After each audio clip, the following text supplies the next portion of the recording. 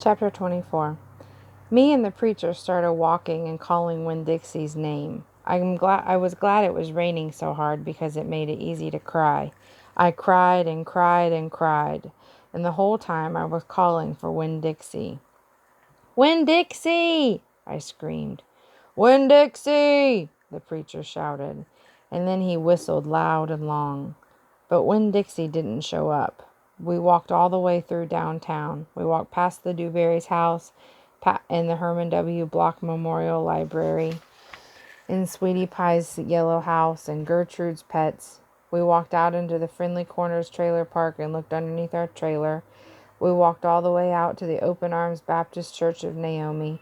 We walked right past the railroad tracks and right on down Highway 50. Cars were rushing past us and their taillights glowed red like mean eyes staring at us. Daddy, I said, Daddy, what if he got run over? Opal, the preacher said, we can't worry about what might have happened. All we can do is keep looking. We walked and walked, and in my head, I started on the list of 10 things that I knew about Winn-Dixie. I could write big old posters and put them around the neighborhood, things that would help people look for him. Number 1 was that he had a pathological fear of thunderstorms. Number 2 was that he liked to smile using all of his teeth. Number 3 was he could run fast. Number 4 was that he snored. Number 5 was that he could catch mice without squishing them to death. Number 6 was he liked to meet people. Number 7 was that he liked to eat peanut butter. Number 8 was that he couldn't stand to be left alone. Number 9 was that he liked to sit on couches and sleep in beds. And number 10 was that he didn't mind going to church. I kept on going over and over the list in my head. I memorized it the same way I had memorized the list of 10 things about my mama. I memorized it so if I didn't find him, I would have some part of him to hold on to. But at the same time, I thought of something I had never thought of before, and that was a list of things couldn't even begin to show somebody the real Winn-Dixie. Just like a list of 10 things couldn't ever get me to know my mama, and thinking about that made me cry even more.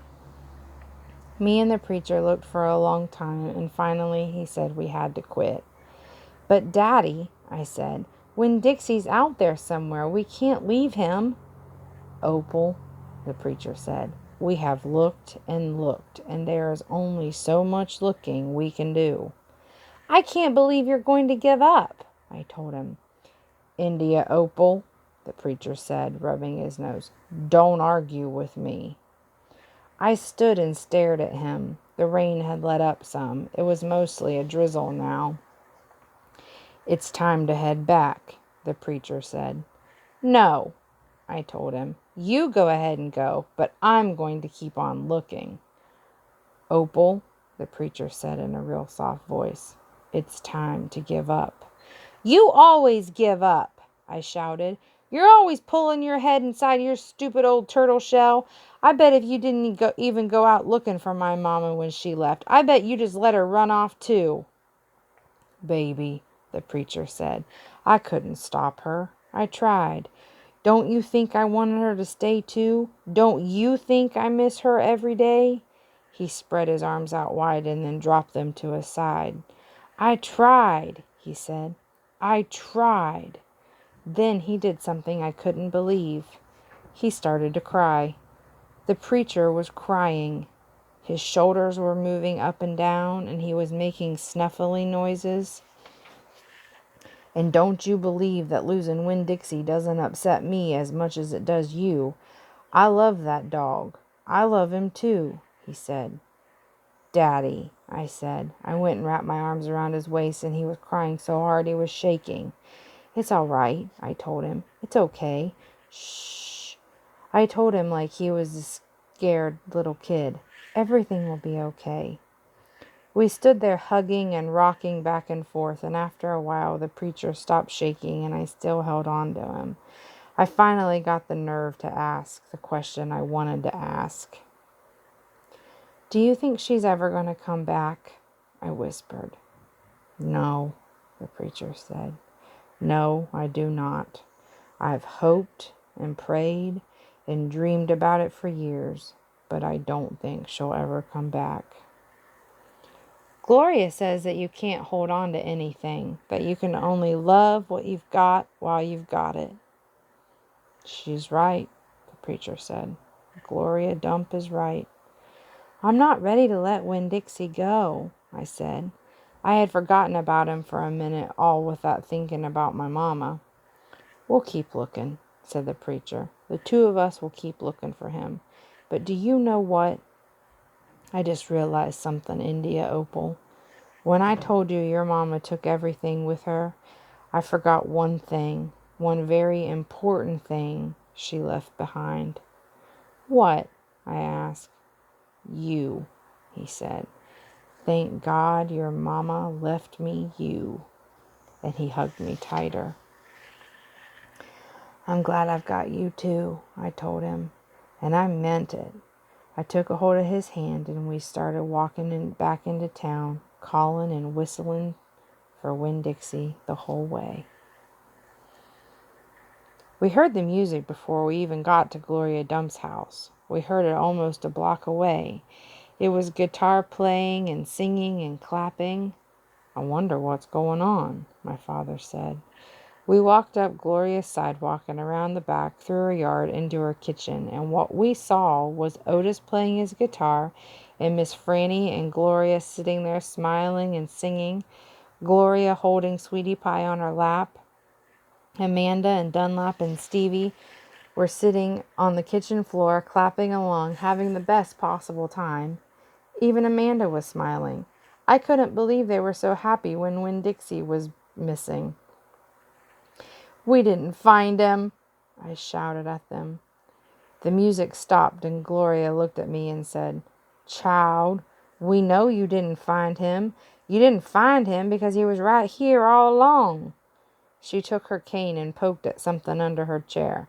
Come on out of there, she said. There was a snuffle and a sigh.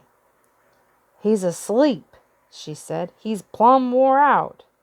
She poked around with her cane again, and Winn-Dixie stood up from underneath her chair and yawned. Winn-Dixie, I hollered. Dog, Gertrude squawked. Winn-Dixie wagged his tail and showed me all of his teeth and sneezed. I went pushing past everybody. I dropped to the floor and wrapped my arms around him. Where have you been? I asked him. He yawned again. How did you find him?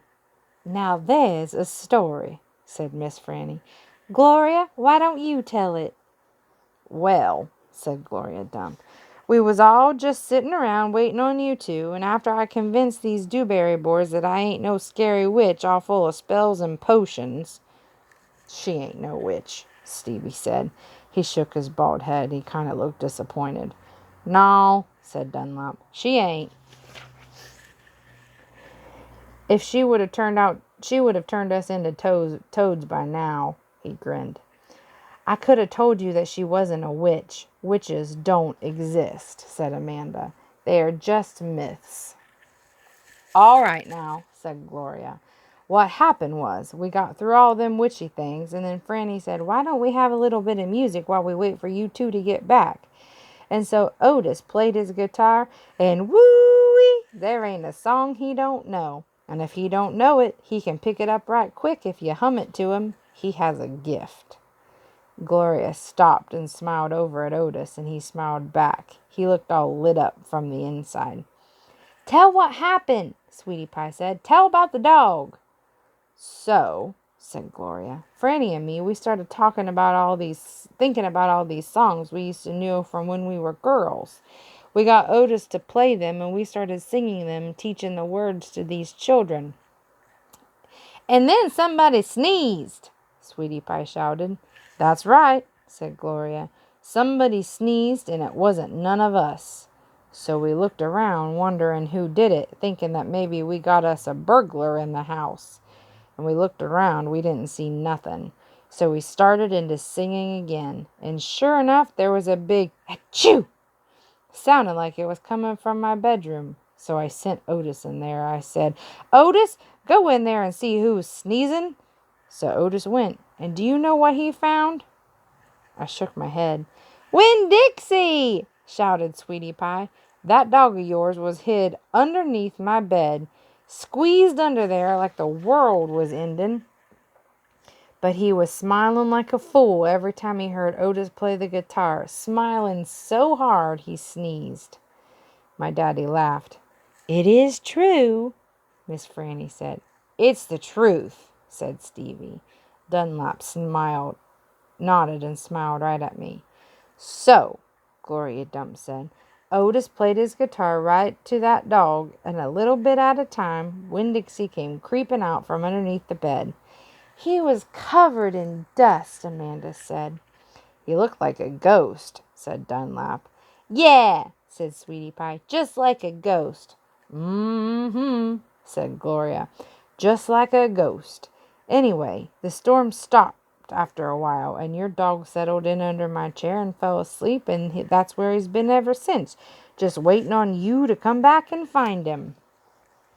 Winn Dixie, I said. I hugged him so tight he wheezed.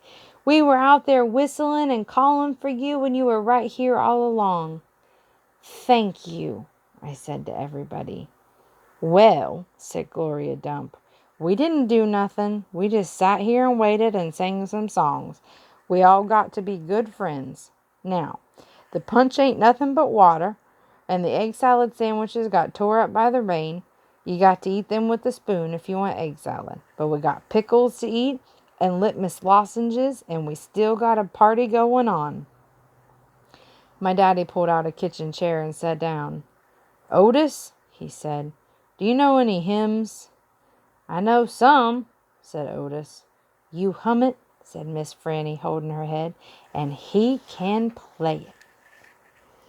So my daddy started humming something, and Otis started picking it out his guitar, and Winn Dixie wagged his tail and lay back down underneath Gloria's chair. I looked all around the room at all the different faces, and I felt my heart swell up inside me with pure happiness. I'll be back in a minute, I said. They were all singing now and laughing, and Winn Dixie was snoring, so no one heard me. 26. Outside, the rain had stopped, and the clouds had gone away, and the sky was so clear it seemed like I could see every star ever made. I walked all the way back to the back of Gloria Dump's yard. I walked back there and looked at her mistake tree. The bottles were quiet. There wasn't a breeze, so they were just hanging there. I looked at the tree, and then I looked at the sky. Mama, I said, just like she was standing right beside me, I know 10 things about you, and that's not enough. That's not near enough. But Daddy's going to tell me more. I know he will, now that he knows that you're not coming back. He misses you, and I miss you, but my heart doesn't feel empty anymore. It's full all the way up.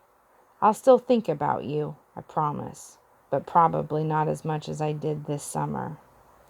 That's what I said that night underneath Gloria Dump's mistake tree. And after I was done saying it, I just stood up and stared at the sky, looking at the constellations, at the planets. And then I remembered my own tree, the one Gloria had helped me plant. I hadn't looked at it for a long time. I went crawling around on my hands and knees searching for it, and then when I found it, I was surprised at how much it had grown.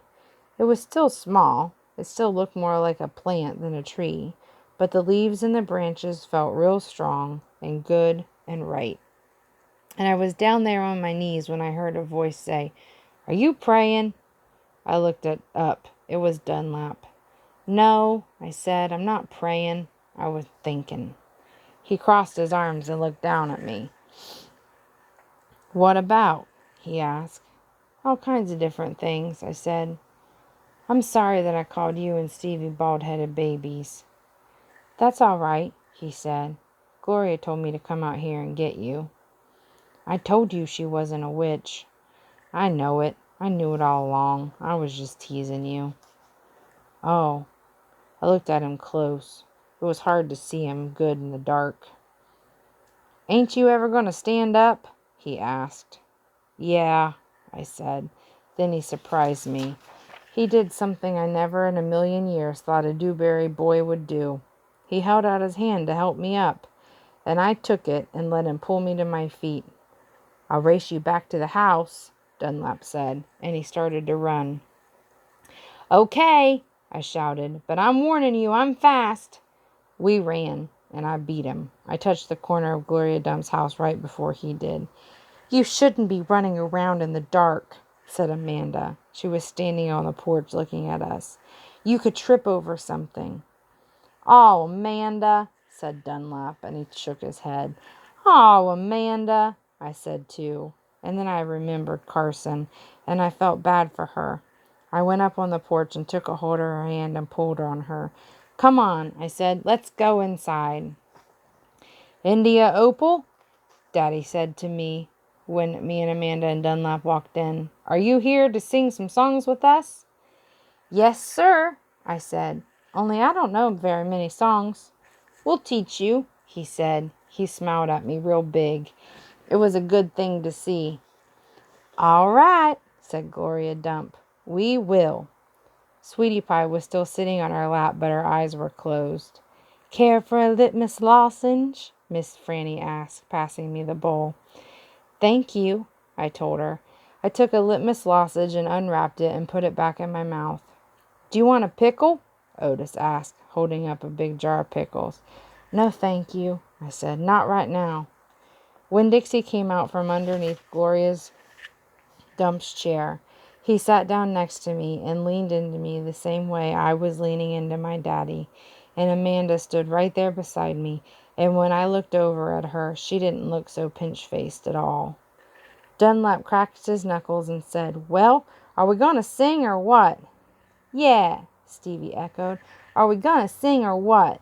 Let's sing, said Sweetie Pie, opening her eyes and sitting up straight. Let's sing for the dog. Otis laughed and strummed his guitar, and the flavor of the litmus sausage opened in my mouth like a flower blooming, all sweet and sad. And then Otis and Gloria and Stevie and Miss Franny and Dunlap and Amanda and Sweetie Pie and my daddy all started to sing a song, and I listened careful so I could learn it right.